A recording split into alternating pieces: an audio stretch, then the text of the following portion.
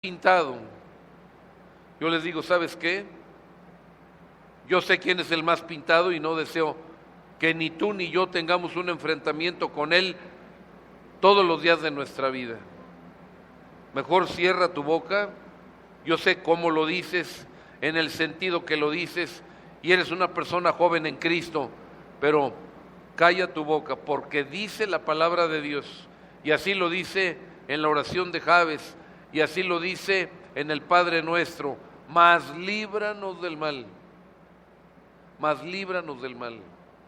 Así que no debemos estar nosotros seguros en nosotros mismos, de que ya tenemos la victoria nosotros. Sí la tenemos, pero en Cristo, no en nosotros.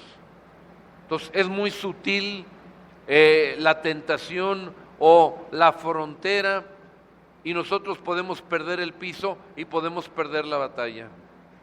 Claramente, el Señor nos enseña que nosotros debemos ser muy prudentes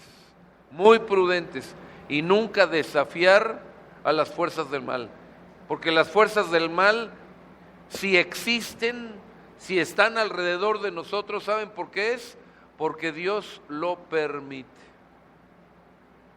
Aunque no lo crean ustedes o no lo crea yo, son una pieza necesaria en el tránsito del ser humano en esta vida.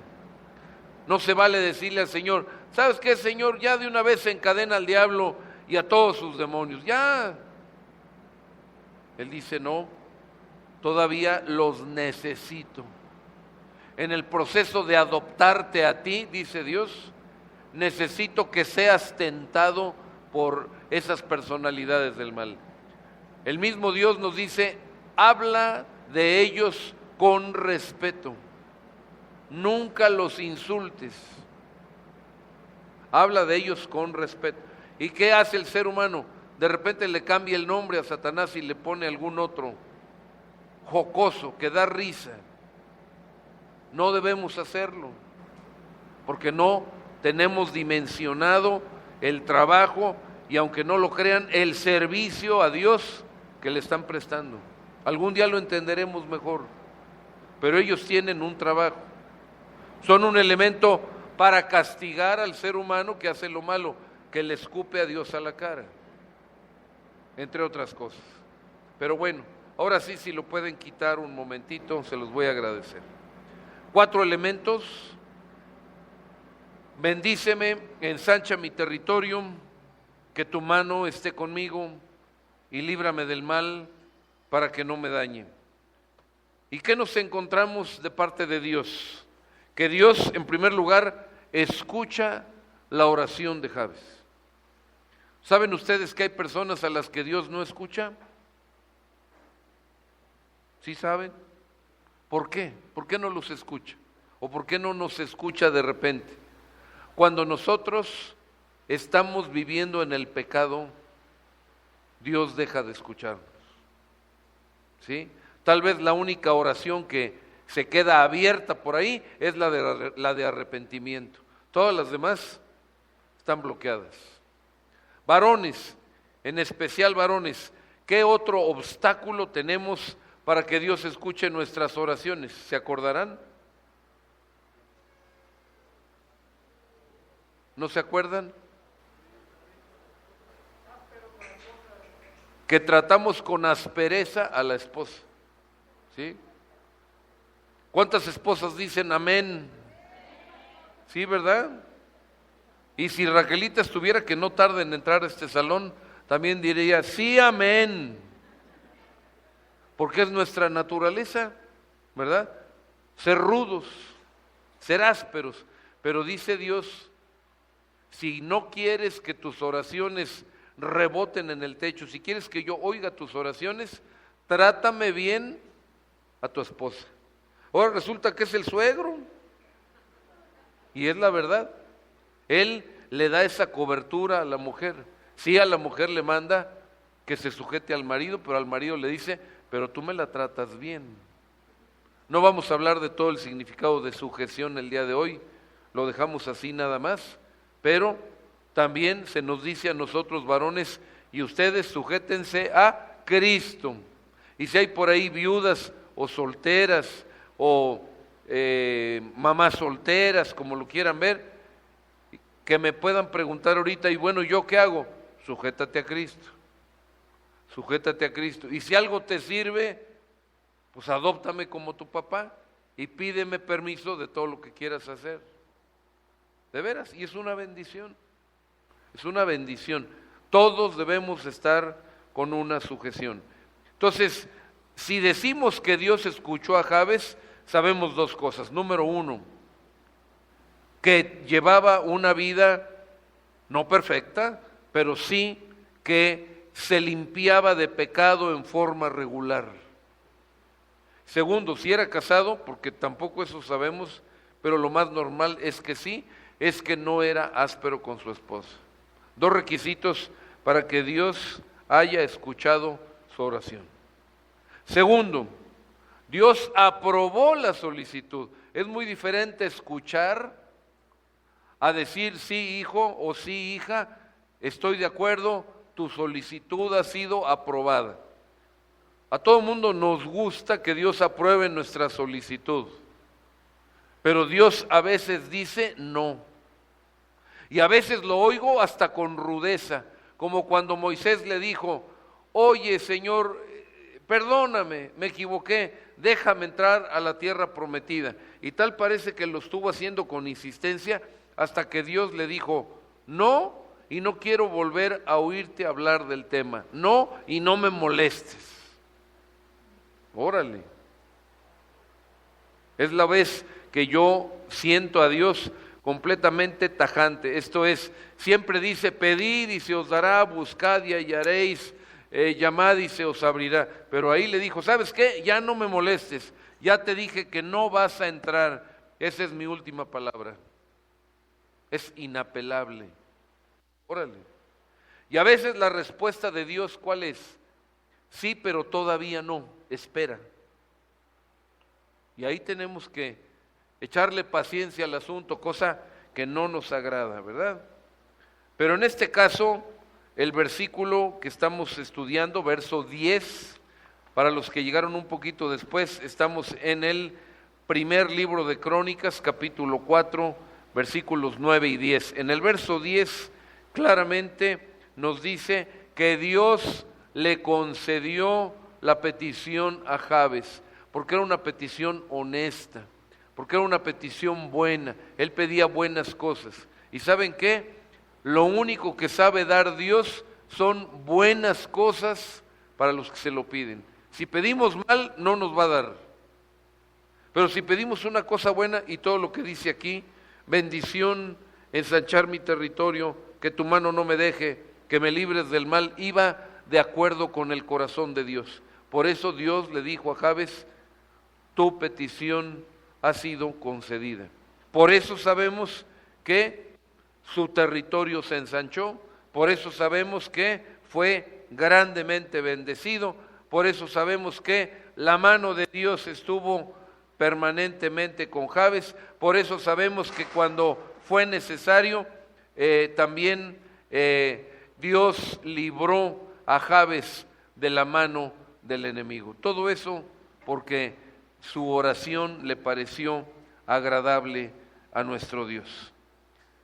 Su tristeza, si podemos llamar así a toda la implicación de su nombre, por eso está entrecomillado, su tristeza se convirtió en gozo. Mis amados, aquí aparece otro consejo para nosotros. Nunca perdamos el gozo. Nunca perdamos el gozo. Cuando una persona pierde el gozo, ha perdido, pues no, yo no digo que todo, pero sí ha perdido mucho de su vida espiritual. Puede que hasta se enferme primero de su espíritu y después de su cuerpo. ¿Han oído de las enfermedades psicosomáticas? Muchas de ellas empiezan cuando perdemos el gozo. Ay, pero es que mi marido, ay, pero es que mi esposa, ay, que mis hijos. Ponlos en oración. Ponlos en oración. Las personas a veces no entendemos que Dios nos ha dotado de algo que se llama libre albedrío. ¿Qué significa? podemos hacer lo que nosotros querramos. Y de repente nosotros queremos que nuestro ser amado cambie. Y si nosotros insistimos, lo más probable es que no vaya a cambiar así como nosotros se lo estamos pidiendo a Dios de la noche a la mañana. He escuchado testimonio de gigantes de oración, Jorge Müller, que prácticamente oraciones complicadísimas le eran respondidas. Ya les he hablado de él. Él tenía que alimentar 2,000 niños.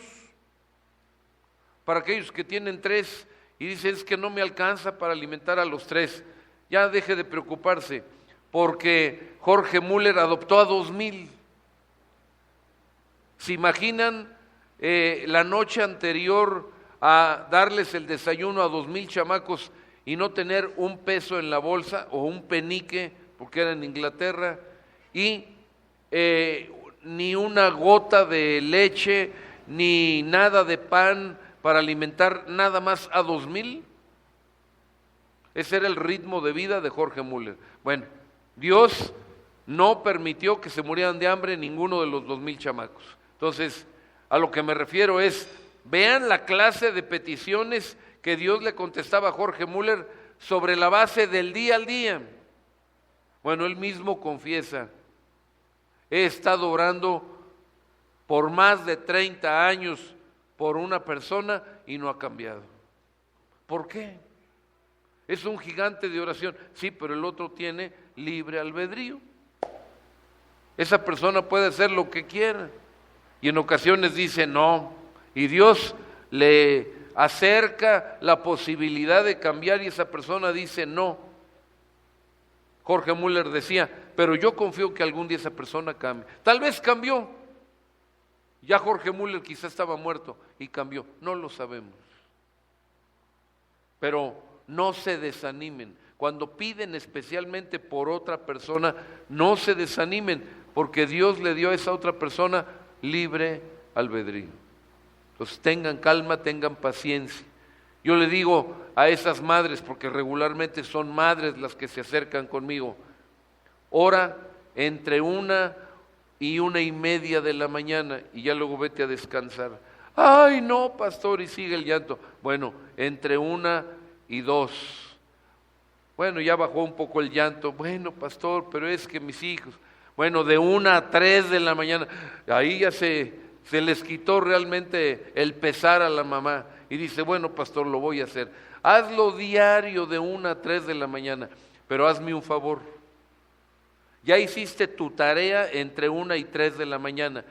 Una vez que llegaron las 4 de la mañana, además de que te vas a dormir, porque tienes que hacerlo, vete al gozo de Dios y no te vuelvas a acordar de tu querido hijito hasta el otro día a la 1 de la mañana. Así es como le debemos hacer, porque de lo contrario, todo lo que robe el gozo de una persona no es de Dios.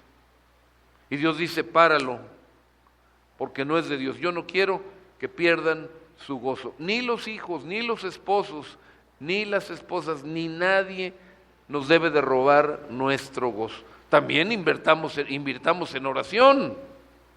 Y lo de la hora incómoda no se me ocurrió a mí, lo dice la Escritura. Pero olvidemos los problemas. Ya hicimos la tarea, ya desgastamos las rodillas, nos olvidamos de eso hasta el otro día. A las siguientes 24 horas volvemos a nuestro trabajo. Bueno, pues la historia de Jabes termina en que fue bendecido, prosperado, guiado y protegido por Dios. ¿Saben qué, mis amados?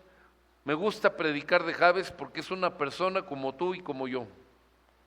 Una persona que no tenía nada de extraordinario. Somos normales. Somos personas comunes y corrientes. Así era Jabes. Y la buena noticia es que el Dios de Jabes es tu Dios, o puede ser tu Dios. Si tú decides abrazarlo, cuando digo abrazarlo es hacerlo para ti. Esta mañana les decía, ya no repitan el Padre Nuestro, Ahora pónganle Padre mío.